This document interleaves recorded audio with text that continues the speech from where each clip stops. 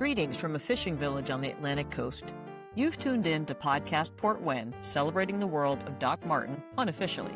I'm Chesla Wexler, and we'll be discussing Doc Martin, the medicine, the mayhem, and the marvelous people of Port Wen. Welcome to podcast Port Wen. Today's episode brings Patty the Doc Martin Newbie back. Before we start, it's not too late to donate to Buckham Fair. The link is live until August 2nd, 2026. Donations to Buckham Fair are a great way to say thanks for this wonderful Doc Martin best medicine entertainment we all know and love. And now, on to the episode. Patty may be a newbie to Doc Martin, but she watched all of Best Medicine. She brings us a unique perspective that we didn't have with Judy the newbie. So today we'll be discussing Doc Martin Season 2. Patty, come through and welcome back to Podcast Port Wen. Hi, everybody. Good to see you. So why don't we just launch right in? What would you like to say about Season 2? I would say that I enjoyed getting to know the characters a little more. And, I would say I felt like some of it was predictable. Some of it really surprised me. I don't know if I like any character any more or less than I did before. I just feel like more like I'm getting to know them. Sure. Of course, we lost one, right? Yes. And that was a surprise. And I must admit, I'm a Googler. And I'm like, where's Elaine? Because I thought that Pauline would be like a sub for an episode or two. And then I'm like, I'm 3 episodes in, she's still here. I'm 4, she's still here. And so then I Googled it and I was like, what? She's gone? She's gone. She's gone. Pauline is a little bit more, she gives Doc Martin grief about when he's, being rude or whatever, or what she perceives as rude. But she's not quite as, I feel like she's a little more industrious and a little more, she just does her job, knows how to do her job than her cousin. Yeah, Elaine was useless.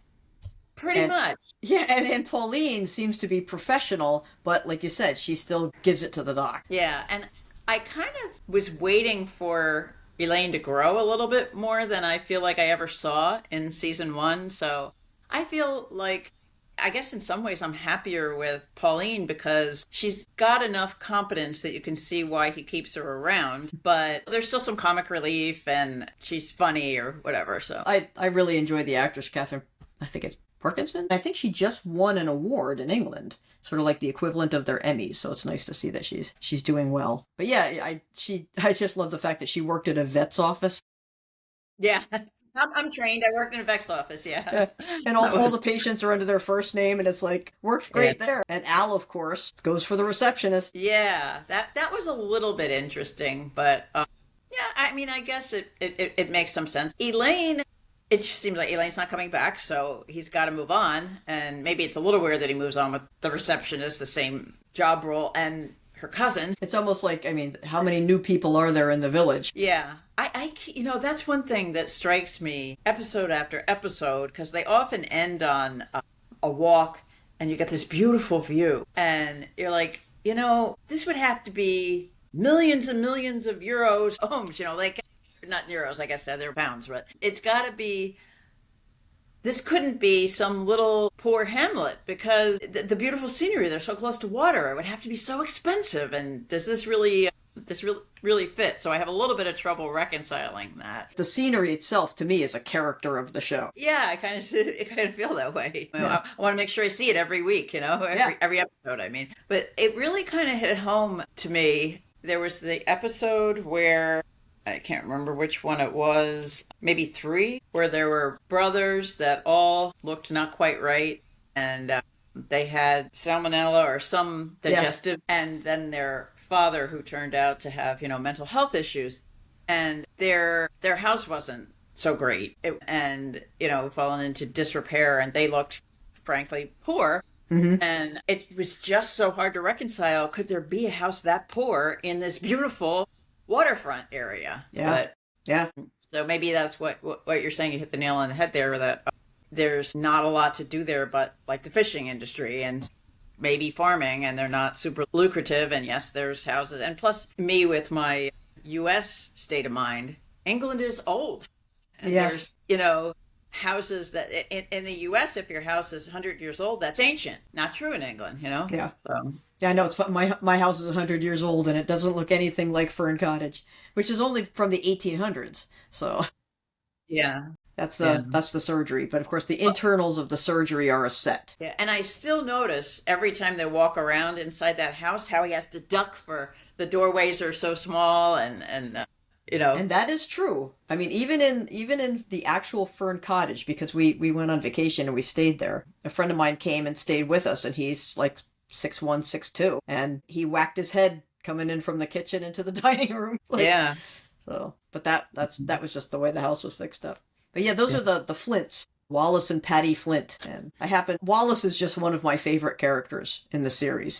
He does the right thing. You can tell his heart's in the right place. His brother is sick. He's sick. His father is acting off. And he's not supposed to talk to the doctor. He's not supposed to talk to anybody about what's going on. But he knows what he needs to do. Help, and he has to. And And then the whole thing at the end where they wanted to thank him because, the doctor's thinking, oh, they're going to hate me because they took her father away. But they were actually grateful because they're like, okay, now he's going to get help. And the present that they gave him, that was something with the stuffed dog.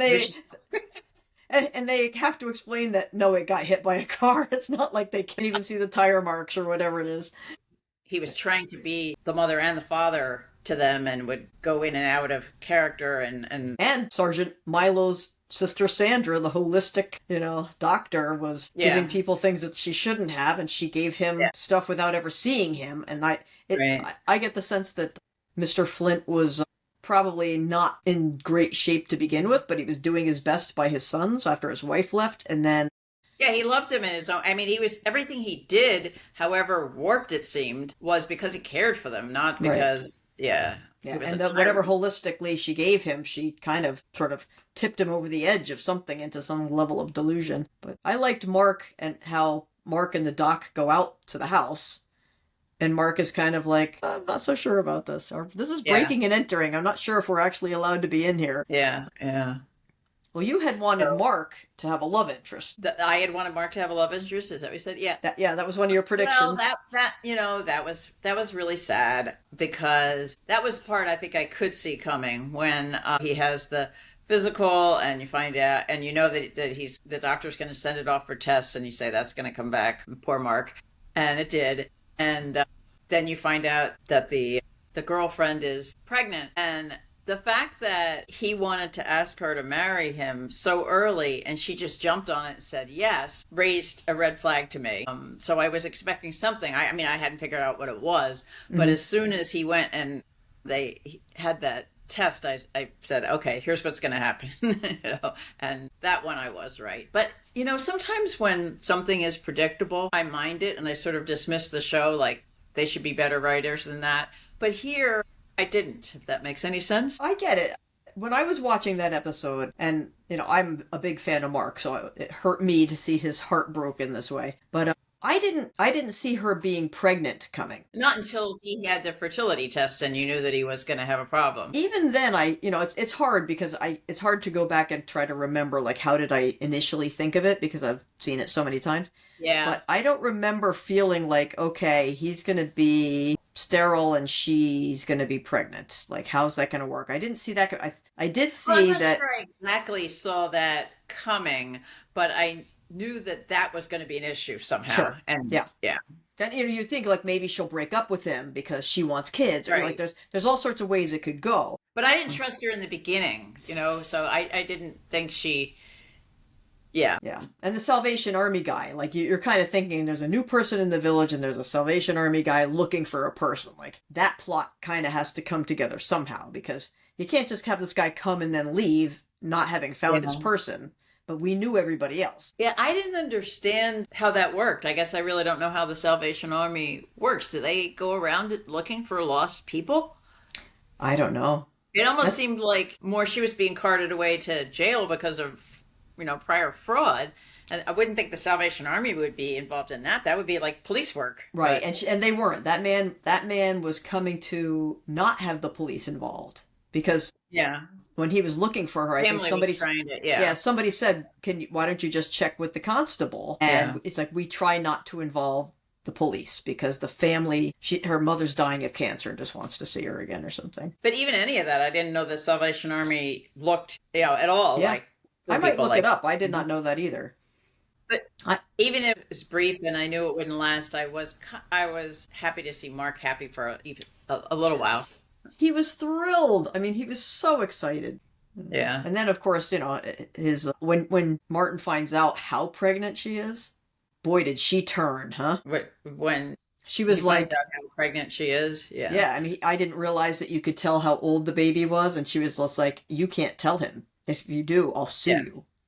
Yeah. Mark and I are getting married. Yeah. Because could you tell? Like, I don't even know if she really loved him. Even she wasn't that worried about him when he got bitten by the snake. No. Yeah. That was, but I wasn't that surprised because I already didn't trust her. But yeah, I mean, it wasn't surprising to me that she said that, but he didn't have to violate, Mark was his patient and he had test results to give to Mark. That's right. And Mark could connect the dots and, at first didn't want to. And then eventually, I'm glad that it didn't take too long for him to see the light because I wouldn't have been happy if they dragged that out. Yeah, because you don't want to see the guy getting taken advantage of or manipulated when you know the truth.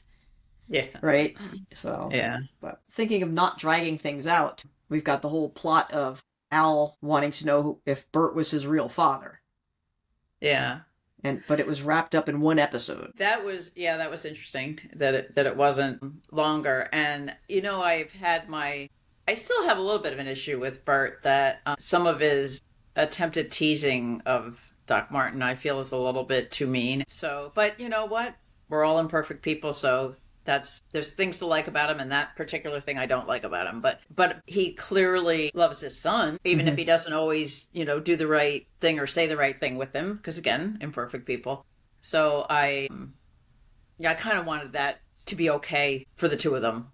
Yeah. Whatever the results are. Yeah. So. I watch a lot of videos and do a lot of reading and stuff because of the stories that I write to try to capture Britishisms and be less American in my writing. And insulting someone you love is pretty typical. Yeah, I guess. I have a good friend from high school that born in England but grew up in the U.S. and then moved back to England in her 20s and is still there. And so every once in a while I will ask her, is this going on in England? How do do British people view this differently from Americans?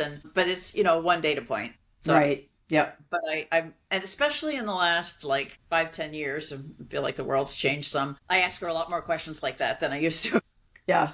Our niece is from the York area of England, and she's a teacher, and she says that she writes things on people's papers, and they think they're getting a compliment, and she's basically like, it's a scathing comment, and they don't realize it because she teaches here in the U.S., and oh, wow. She'll write that bold choice, and bold choice is pretty much like, what the hell? Why?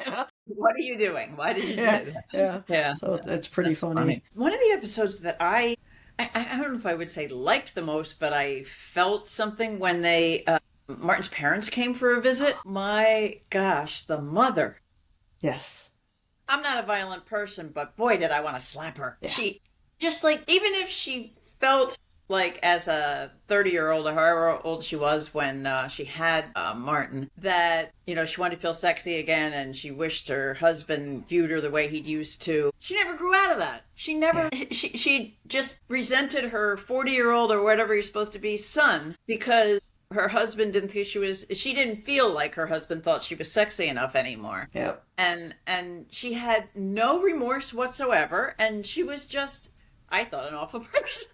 She was so cold. Yeah, and not that the father was great, but she was worse, much worse. Yeah, Christopher Ellingham, I mean, when Martin and he are coming back from the pub and they just met Mark with Julie, and Christopher Ellingham says that he's going to have to lock her up to keep her, and it's better than you're going to have to drug him. I mean, he's cruel too. He's definitely cruel. Yeah. He definitely was, but towards the end he sort of apologized and said, you should do what you want to do and I shouldn't have told you, but I wasn't sure how genuine that was. But the mother was just, I just couldn't believe it. And it gives you some insight into how could this guy grow up not being rude all the time, Yeah. Well, I mean, you get the sense here that this is a guy who has basically not been loved, well, except by the aunt. Auntie Joan. Right, yeah. Right. But that's Summers up until he was 11 for a couple of weeks, basically. Right. But so he in his home life, which it doesn't sound like he had much of because they sent him off to boarding school very young. Right. And during his holidays, he could stay there or spend it with Aunt Joan in the summer. So he really wasn't. That's because even his mother says that's why we sent you away to school. It's like we wanted you out of the house as much as possible. Yeah, yeah. And she's just like, why did you have a kid in the first place? But yeah. But I'll tell you, it explains a lot about him because think of the hurt of that, and think of the walls that you build to maybe. I mean, how could you not feel that inferior? That I'm a person that people want to get rid of. I'm a person that people don't like. How could you not feel that if that's what you're told from day one? It would take an awful lot from Auntie Joan to undo that harm. Yeah, so. Especially since it ended young. I mean, it ended at 11, Yeah. And after that, he was just... That's actually, for a lot of kids, some of the worst time, those teen years and hormones kicking in and everything. That's...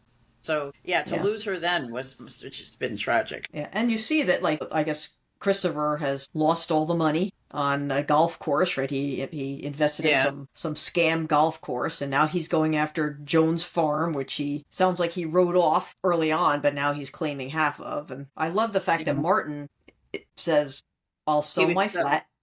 Yeah, right. And you won't tell Joan. Right. Right. He doesn't want her to know. Yeah, which... Now that was so amazing, and that's what Louisa sees in him, because it's in some ways hard to imagine that Martin is a person who would do that, but he is. But you don't get to see that side of him very often. Yeah. So that was you see. I'm trying to think.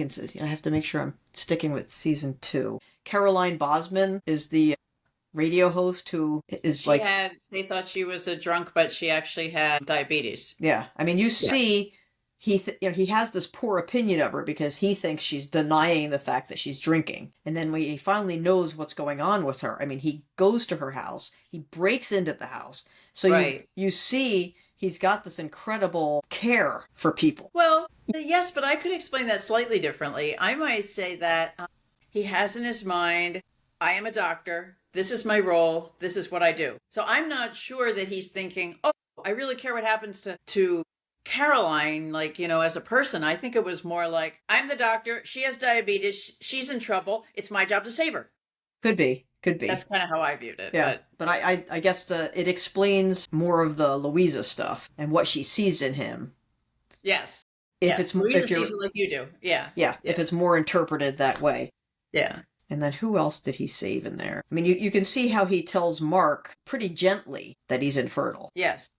That was a little surprising, too, that he could do that way. Yeah. And not just be super clinical and well, this is what you have. There's my diagnosis. Goodbye. You know. Yep. And I think there is he shows a little more humanity to people that aren't being mean or aren't being ridiculous. In other words, he if he thinks people are trying to take advantage of him, like when he's out walking and make an appointment with my surgery and keep going. But if they're not, I just think it varies a little bit who he's really short with and rude with. And some people he's a little bit less rude. Yeah. Yeah. I think there's a little pattern to that I thought I detected at some point in the show, but it takes a while to see it. Yeah. Yeah. It's pretty slow. He's not nice yet. I mean, at the end of season 2, there's still a lot of growth needed there, but there's just little slivers that they give you of, okay, maybe it's possible kind of thing. And you still get the sense, I think, that the village is the normal people and he's really odd man out. Yeah. He doesn't fit there that well. But you they're not really rallying around him too much yet. I mean, I don't think he's super appreciated yet, but there's hope. Yeah. But there was something, I don't know if this was episode 6 or 7, but it was at one point where Martin and Louisa seemed to be getting a little closer. And I found it fascinating and kind of funny that they each said, shut up to each other. Even as they were getting closer, he was upset about the way, I think it was episode 6. It was upset about the way his mom was treating him and what she was saying. And Louisa was trying to fill him in on something and she's just kind of chattering away. And he said, shut up, because he couldn't listen to her then. He couldn't do anything except dwell on what his mother had said. And she was really taken aback and kind of mad at him for being rude. Yep. And then later when, was it Doug?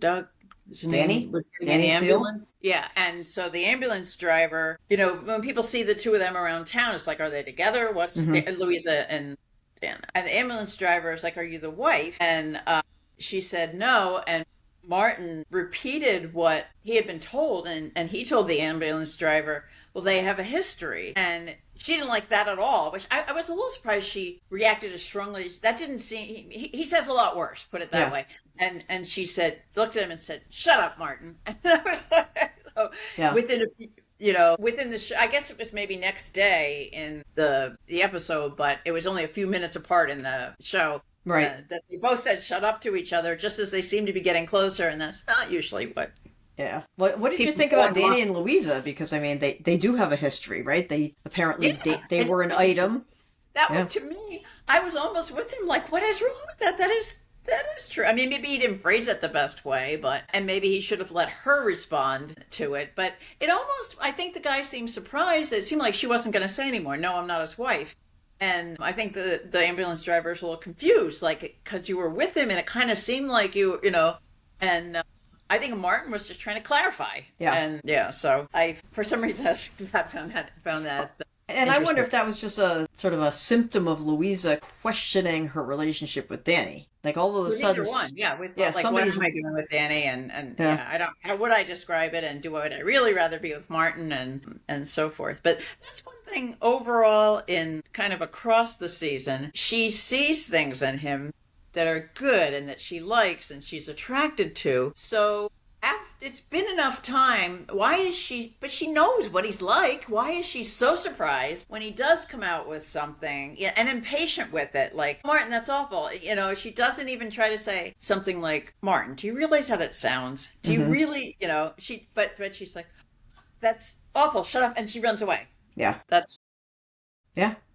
And I kind of thought that maybe by now, you have to decide, lady, if you're interested. Yeah, maybe you can change, but some of this is the way he is, and he's always going to be, and you have to decide if you can accept that or not. Right. And you can't, So, but it all makes it intriguing to see how that's going to develop. You know? And in episode 8, when the two of them are like completely drunk. Yeah, that's the one where I love that episode. I was actually surprised that he drank the wine. I thought he was just going to sit there and let her drink it. So that one did surprise me. And it was pretty funny when Pauline comes in the next morning and there he is on the floor with the dog and the empty bottle. And we're like, oh.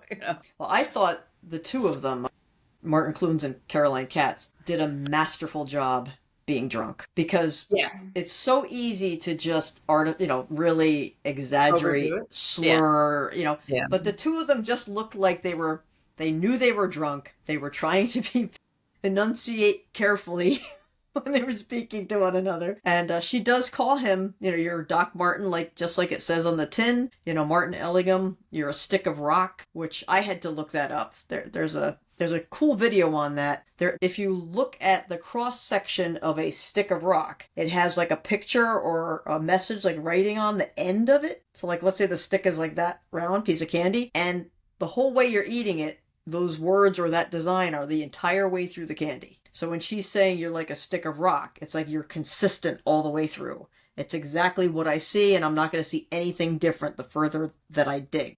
Not something we understand here if you don't look into it. But just like you said, I mean, this is him.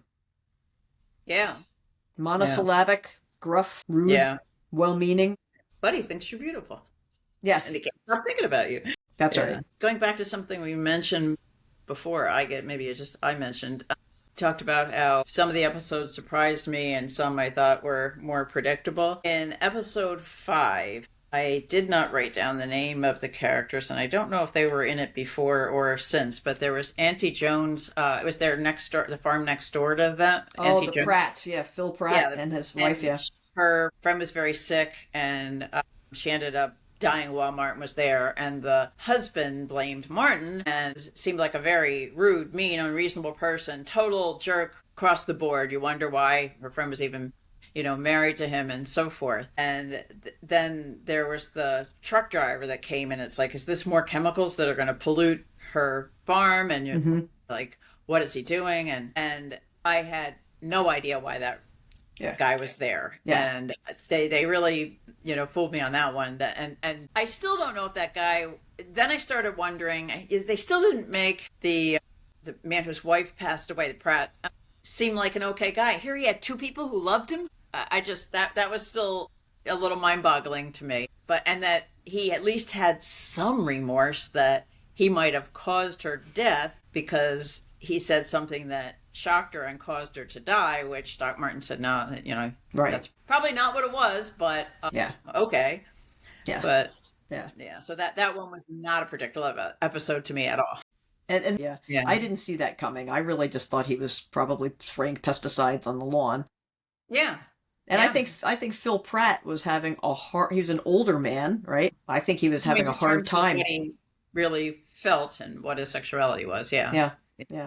One line in that episode that I thought was pretty funny was Martin's walking into the consulting room and Pauline just goes, Pratt, which is like calling somebody an idiot or something like that. Oh, okay. Yeah. And she just goes, Pratt, and he goes, excuse me? Phil Pratt. That was a nice little play on words. The other thing that maybe you know this from studying Britishisms or whatever, Dan, when he did recover from his collapsed lung and seemed like he was trying to reconcile with Louisa, and first he's going to stay here, and then he's like, oh, I got this great opportunity, come with me or whatever. And he thanked Martin and he said, thank you and God for saving me. And there were a couple of other times where he mentioned God. I didn't think it was excessive, but I felt like the whole show, I mean, Louisa kind of called him out, like, where did this come from? And it's one thing that you're religious, I'm not, maybe we're not going to work together. But I felt a little bit like the whole show was putting down religion in general, period. And that was a downer to me. I didn't like that. Okay. Yeah, I just thought he had gotten churchy on them, that they did not see that, I guess, in his past. Because if they had a history, I presume he wasn't like that. Right, but there was no exploration by them or in the show of what happened and why did he. And again, I noticed it, but it was kind of noticeable because nobody else ever mentions God at all in this show. Yeah. So it's not, I really didn't think it was excessive. He wasn't carrying around a Bible and reading it to people who didn't want to hear it or anything at all. He would, just thanking God a couple times. And I think it came up maybe once with his mother whether she should or shouldn't be in the home and so forth. He mentioned it, but I didn't think it was that excessive. And then I thought they were really putting him down for it, and without even asking him why or anything. It's just like, you're a weird God person now. And to me, that was a bit of a turn off. Yeah, I thought it wasn't just sort of like a thank God. It was a, God bless you, Martin. Because Martin even comes back and he's like, I didn't sneeze. Yeah, but I don't know. To me, is that so awful? It wasn't to me excessive like we've seen excessive stuff. Yeah, I don't know. I found myself wondering, and I was like, well, when the royals get married, they do it in a church, or is it all fake, or do they not? I don't know. It just seemed like that wasn't a whole lot of God, and yet it was like. To me, it was a little bit more than I would be. I wouldn't give him a hard time about it, but I would find that even a little off-putting, even if just a little unusual. And I'm not sure if I would think this guy is very religious. I would be thinking this fake. Seems like an act. Yeah, that could be. Yeah, I mean, and I think that's what they were trying to call him out on. I guess, yeah, maybe, but he's probably not going to be in it more. So I'm not going. Well, and I don't. But I'm thinking we're done with him, but. And we won't really learn any more about that, but maybe we're not done with him. You never know in this show. Yeah. I tell you, when Chris and I, when Martin finally professes his love for Louisa, we were like, yes! And then the next day, he blows it. Yeah, that was funny. I don't know why I wrote this down, but there was something else that Keith, my husband, and I thought was funny when one of the times he walks into the surgery and Pauline's sitting there eating a donut off of her finger. Yes. Yeah, I think that's in the episode. That's in On the Edge. Try not to bleed to the patient. So yes, and that's the baker. Yeah, and he's got. I like the underlying Martin's being rude to the patients, and it's come to the attention of his bosses, right? Yeah. So you've got that, Gavin, whatever his name is. Yeah, I didn't really understand that either at first. I don't know how the British medicine works. That I thought he just had a little practice in that town, and he was, the people in the town paid him, and that was that. I didn't really think of him as having a boss. So I didn't realize that he did have people he had to please. Yeah, just educate you and anybody else who might be hitting season 2 and doesn't know this. It's the National Health System in England hires general practitioners, and they have offices around the country. So he's paid through the National Health System. When people come to the office, I believe if there's copays, they're very set. And I think there just might be copays for prescriptions. I'm not sure if there are for general practice. I don't think there are. But you just present your ID and it gets billed and you get paid. So he's fundamentally running a small business that is a doctor's surgery on behalf of the NHS. And Chris Parsons, who we saw in season 1, he was on the board, and he's also the guy that Martin talked to and said, I'm quitting, I'm done. And Chris wanted to keep him. That's his boss, Chris. Yeah. But, people had complained, so Chris has to deal with stuff. And so this guy comes and he's talking to a variety of different patients and gathering up complaints. And if Martin doesn't straighten up, he's gonna boot him. Yeah. The last episode 9 and 10 were more intense than some of the other ones because of the whole, mental health issue and that guy, keeping them hostage. And it's not like you can be logical with people that have mental health issues and so forth. That was, that one wasn't as funny. Those 2 episodes did not have as much humor in them to me. Yeah, it's interesting, even as someone who's had mental health problems. I loved those, and I thought they were hilarious. Which is... You what? Love? I loved... I mean, what you call episodes 9 and 10, a lot of people call episode 9, which is On the Edge. It was a movie, so it was, I think, what you watched it on, they split it into 2 chunks. Yeah. I watched just a large episode. I believe it might have been 2 chunks in England, too, when it originally aired. I'm not 100% sure. But I just thought Chris O'Dowd did a very fun, interesting job playing someone who is bipolar / schizophrenic. Maybe that's not fodder for humor, but... No, I think that actor, I thought, was very good. Yeah. And I found Louisa's dad's character was interesting because he seemed to be lacking some moral fiber in some places or values, but he seemed to care about that guy and try to help him. And I found that a little surprising. Mm-hmm. And he was trying to get him on. He knew that if he stayed on his meds, he would be much better off. And when the guy was on his meds, he seemed nice and pretty smart. And and I was a little surprised how hard Louisa's dad tried to do right by him. Yeah. I think that the characters in Doc Martin are not sort of single-dimensional or two-dimensional. So, it would have been easy to caricature, Terry Glasson into just being a criminal guy who didn't care about his potential partner. Or they could have even portrayed him as, I just want a stable guy to work with because we've got to pull off this job. But I agree with you, you don't have that sense. You get the sense that, no, he really wants Jonathan to be on his meds for Jonathan's sake. Yeah. Yeah. In some ways, I almost thought he was looking after him more than his daughter because, and when it was coming out, whether he actually did steal the money from the charity or if he didn't, and I kind of thought he probably did. And then when Aunt Joan said, I caught him red-handed, I'm like, okay, we're done. That's it. And I found it interesting how Louisa handled that when she was talking to him because he was just so adamant that he wasn't. And then when she brought that up that, she said she saw you caught you red-handed, he had to fold. Yeah. And I felt bad for Louisa because it's like, you've been lied to your whole life. And what we learn is that her mother doesn't remember her birthday or anything, right? Because it's Louisa's birthday. But her father purportedly was there because it was her birthday. Now it ends up he wasn't. It would just coincidentally happen.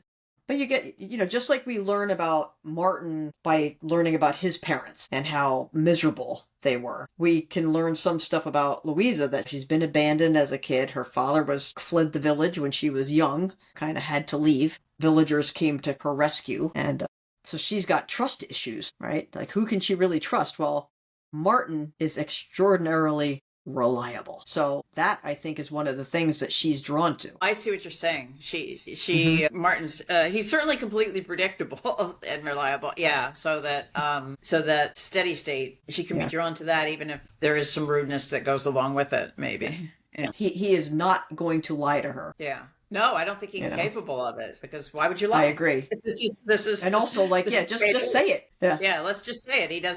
He almost doesn't understand the niceties of softening the blow, whatever.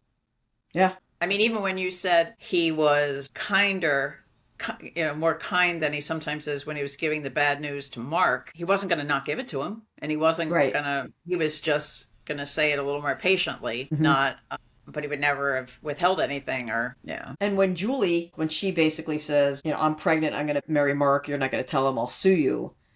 Doesn't he basically say you need to find a new GP or something? Doesn't he boot her? Yeah, you can't. I'm not going to be your doctor, right?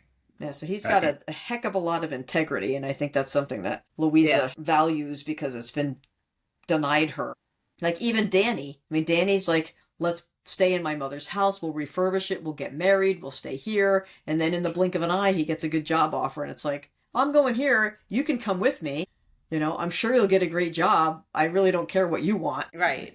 There was no partnership there. Yeah. I'm trying to think of what other prediction. You got to see Auntie Joan, right? I know you wanted to see more of Auntie Joan. I did, and I find her interesting. I kind of like the character. She's tough, no nonsense, but still, that underneath good heart. Right. She's not rude, but she's very blunt. She's very blunt. Yep. So you can sort of see that Martin. No, some parallels there and some commonality in terms of saying it like it is. Mm-hmm. She might say it a little more politely than he does, but she tells it like it is too. Yeah. Yeah. I felt bad for her when she was going to lose her farm. I mean. Oh, absolutely. I mean, she has clearly worked very hard her whole life, and she wasn't married to the person that was the love of her life, really. So yeah. I feel sad about that she never had that either, and now they're going to take her house away. Oh my gosh. Right. Yes. And that's not just her house, but it's her income. Right. For a selfish guy that never did anything for her and lost the money out of his own, I'm going to say, stupidity. Yeah. I mean, he was probably trying to make a killing on something. It was probably a too good to be true kind of thing, and he fell for it. Yeah, it was not like it was something that wasn't his fault. He made a choice, and it was a bad one. Yeah. You were talking about how Margaret Ellingham was like just cold and dismissive and evil and stuff. The actress who plays her is Claire Bloom, and that's Claire Bloom? That's Claire Bloom. Yeah. I know. Wow. Yeah.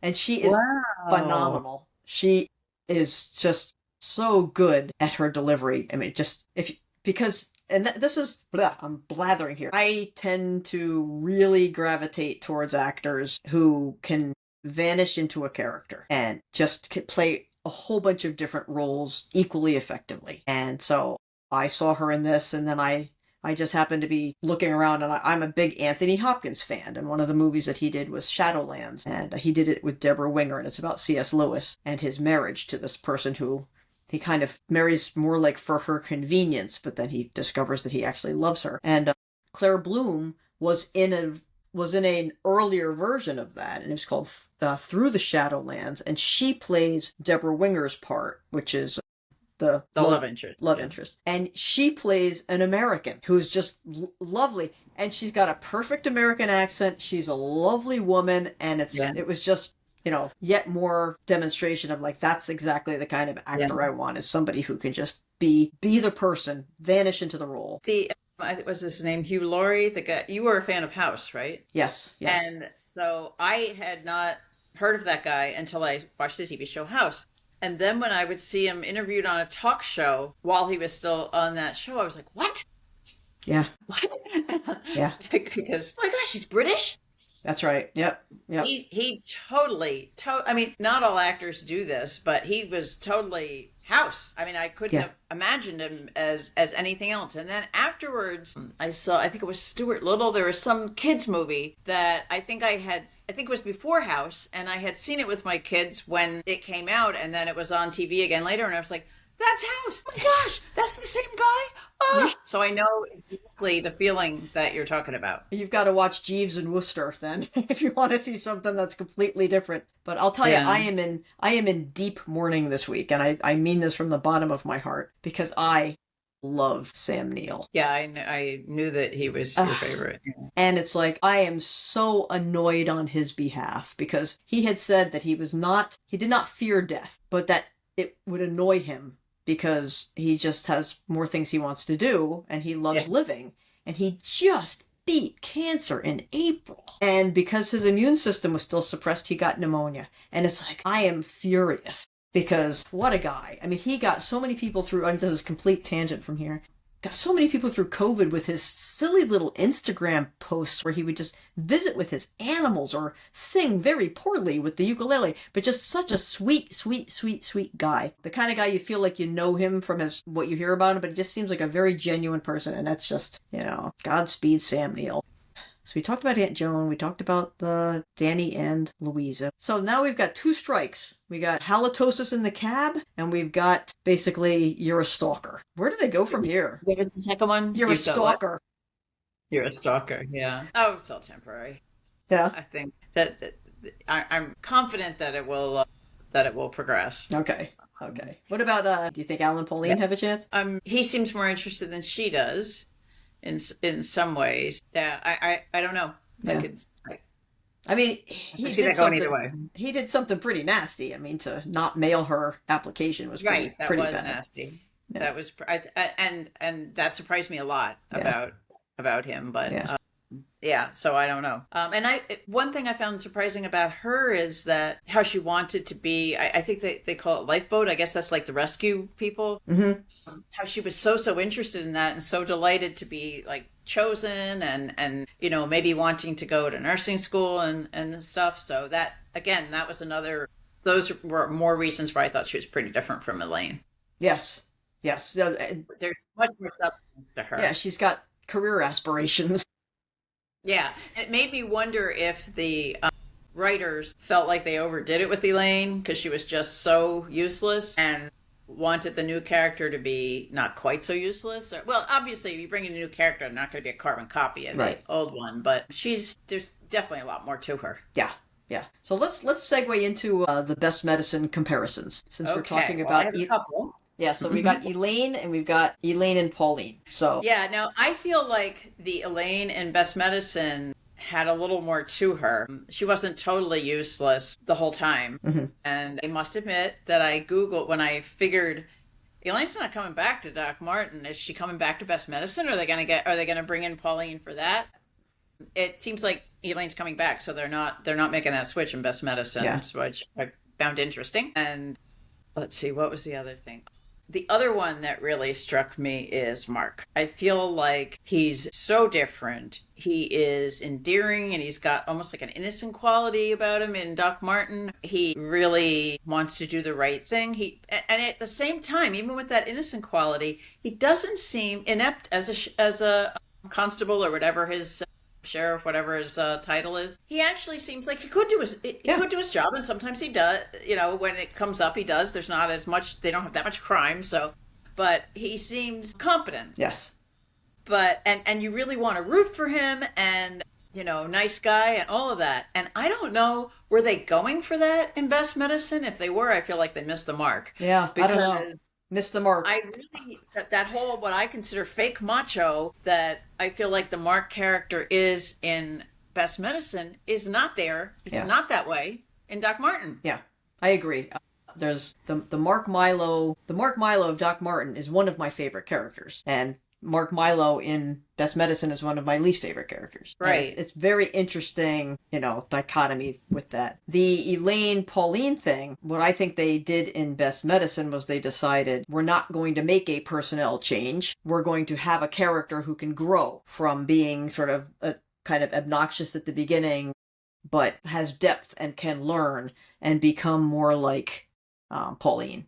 So even from the beginning, as soon as she realized that in Best Medicine, as soon as Elaine realized that he had an issue with blood, she did have some capability, and she was willing to keep a secret. Mm-hmm.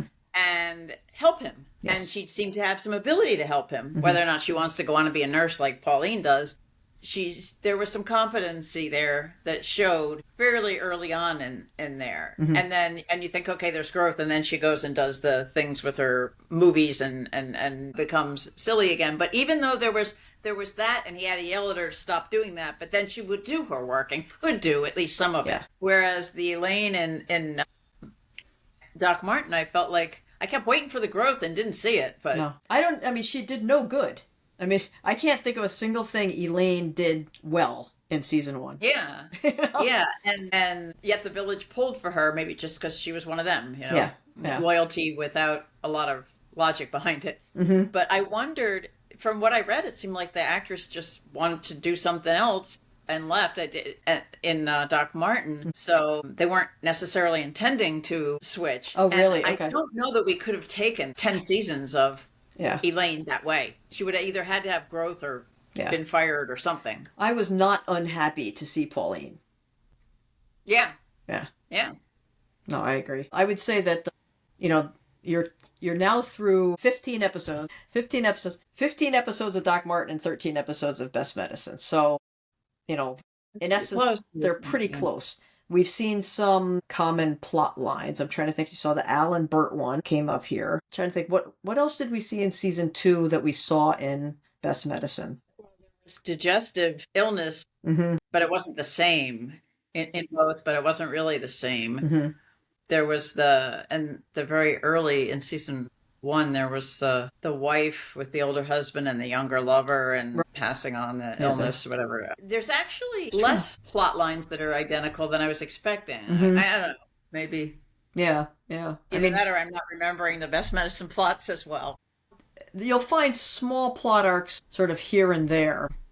You know, once you know Doc Martin or you know Best Medicine, you can start saying, oh, I think I saw that in the other one. Certainly the idea that Martin's father goes after Joan's farm. Yes, it goes after the right. Yeah, so but I don't think there was an episode in Best Medicine with the Aunt Joan's farmer next door. No, I don't remember that anything like that. Yeah, because it would be a fisherman, right? So there isn't really a fisherman poaching on her lot or whatever. Yeah. The thing that I find a little bit different, and this was reinforced because I've been watching Fox, the station that Best Medicine is on, to see soccer or football, depending on where you live, and the All-Star game in the United States. And there was, somewhere in there was a commercial for Best Medicine coming back in the fall. And I just looked at that Doc Martin, and I feel like in those 13 episodes, he softened, became a little bit more human than I feel like Doc Martin is in his 15.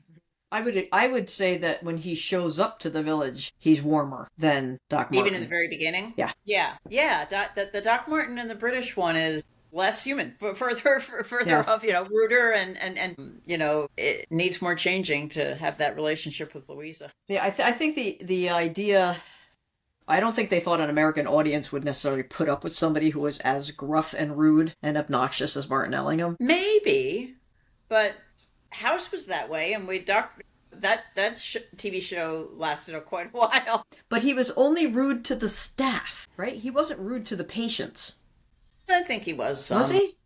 I think so. And it was such he had this thing, everybody lies, and so he would tell the patient, like if he didn't think, I mean, maybe he was right, but he would tell you, you're lying, you're not telling me everything. No, I'm gonna have to go rewatch. I don't remember that. Yeah, I think my memory says it was, but I haven't watched it in many years. But even in some ways, that's not the best example, because I watched House pretty much religiously, and I'm like, I would never like this guy in real life. Why am I watching this show? Yes. Why am I so enthralled by this show when he's such a jerk? Yes. But I was. Yeah.